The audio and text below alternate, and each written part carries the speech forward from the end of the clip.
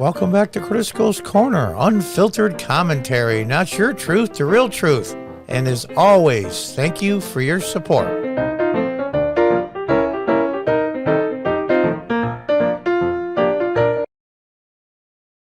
Hi folks, welcome back. From ProjectVeritas.com.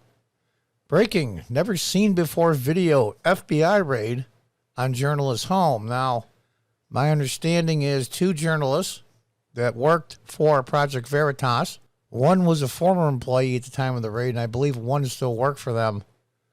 And I believe it was the next day or 2 days later, they raided James O'Keefe, the head of Project Veritas, with federal warrants. This is so ridiculously banana republic stuff, I can't even tell you. Video of unconstitutional FBI raid on Project Veritas' journalist's home. Armed agents scream, "Let me see your hands." Shocking footage published Tuesday afternoon shows the moment FBI agents raided the home of a Project Veritas journalist last November. In the video, the armed agents are heard shouting, "Let me see your hands." In addition to clutching their weapons, multiple agents are seen searching the home of the Project Veritas journalist, rummaging through closets, bedroom, and the kitchen. Now, my understanding is a while back, somebody brought the Project Veritas, a so-called, and they couldn't confirm it, President Biden's daughter's journal, diary, whatever you want to call it, from many, many years. How they got it supposedly was left in a room, accidentally, I assume a hotel room, supposedly the story goes, and they got a hold of it. And however it got to the hands of the people that gave it to Project Veritas, I don't know. We'll say for the sake of argument that it was stolen. There's been tons and tons of precedent concerning this in the media and the freedom of the press. The most famous one, of course, is when I was young in the 70s, the Pentagon Papers. Even if the agency, press agency, whatever media you want to call it, knew was stolen, they still have the right to publish it. Now, according to James O'Keefe, Project Veritas could not confirm, I repeat, could not confirm, just like good journalists do or used to do, they couldn't confirm if it was accurate or authentic. They tried to dispose of it. They're giving it to law enforcement. They wouldn't take it. Eventually, I'm not sure who they gave it to. Now, did they make copies of it? I really don't know, nor do I care. That's not the point. Tick, tick, tick. Time goes by. He could have.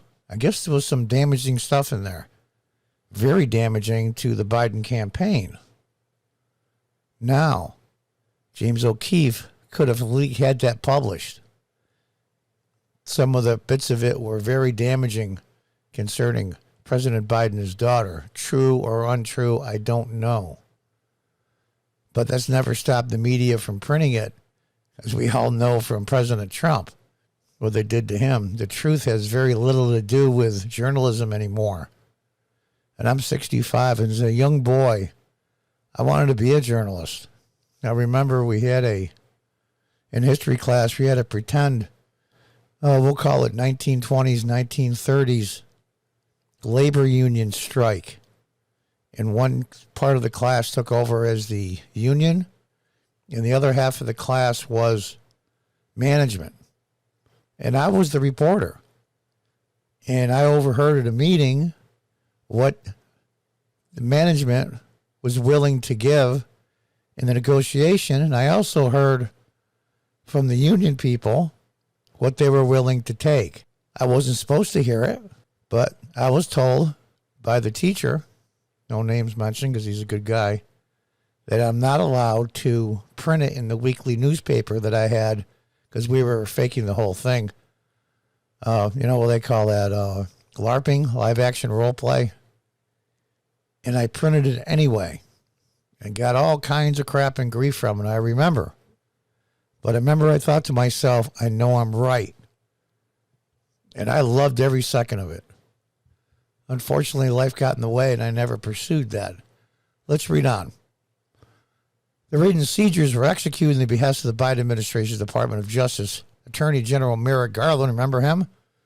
Then was up for the Supreme Court and never got his hearing. The Reporters Committee for Freedom of the Press decried a raid on the Project Veritas in court and through public statements, as has the ACLU. Now, they used to be a great organization. They are so far left, basic scumbags. Even the ACLU said, this is ridiculous. This is dangerous. It goes against the freedom of the press that's allowed in the Constitution. When somebody that hates you, and they hate Project Veritas, if somebody that hates you sticks up for you, you know you're in the right. Project Veritas released never before footage of the last November raid. And we'll go through it here.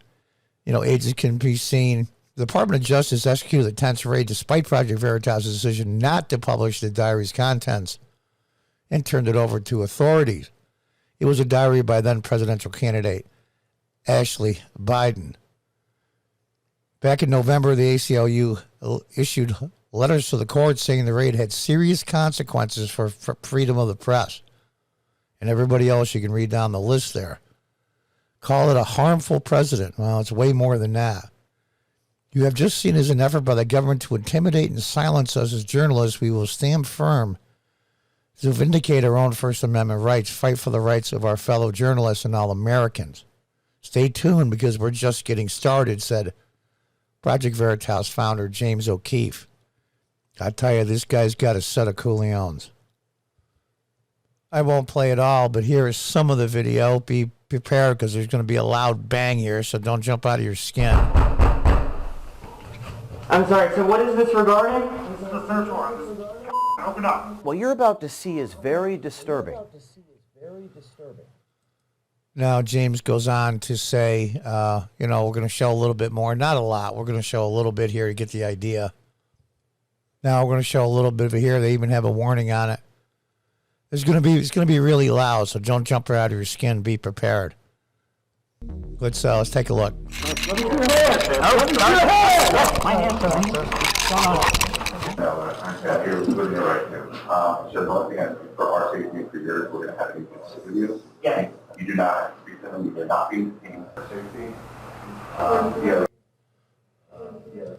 He said, you're not being detained. Well, you know what? In all fairness, I would have said, F you. It's my apartment. I wander around where I want. I'm not being detained. I can go where I want as long as I'm not interfering with your search warrant. Are you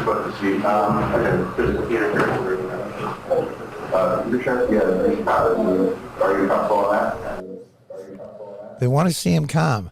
They burst into his apartment with guns drawn, screaming at him. And the guy said, well, we just want you to sit down and relax. Seriously? So there's another team coming out? So maybe we'll split up until like area of the house. The government's invasion of our first... No. You get the idea. And this is incredibly serious. I don't know what else to say that the Constitution of this republic could hang in the balance. If they're allowed to get away with this, God knows what else they can do. And I'll say this because I took an oath years ago when I was a city councilman in the early 2000s. Granted, I'm not an FBI agent. I'm not in law enforcement. You men and women that are involved in this in the FBI. And I know they're not all bad actors like these guys. But the ones that are doing this at the behest of the government, think about what you're doing. Think about it. You took an oath as well. And I believe, my opinion is, you broke that oath. Shame on you. Shame on you all. Until next time, goodbye and good luck.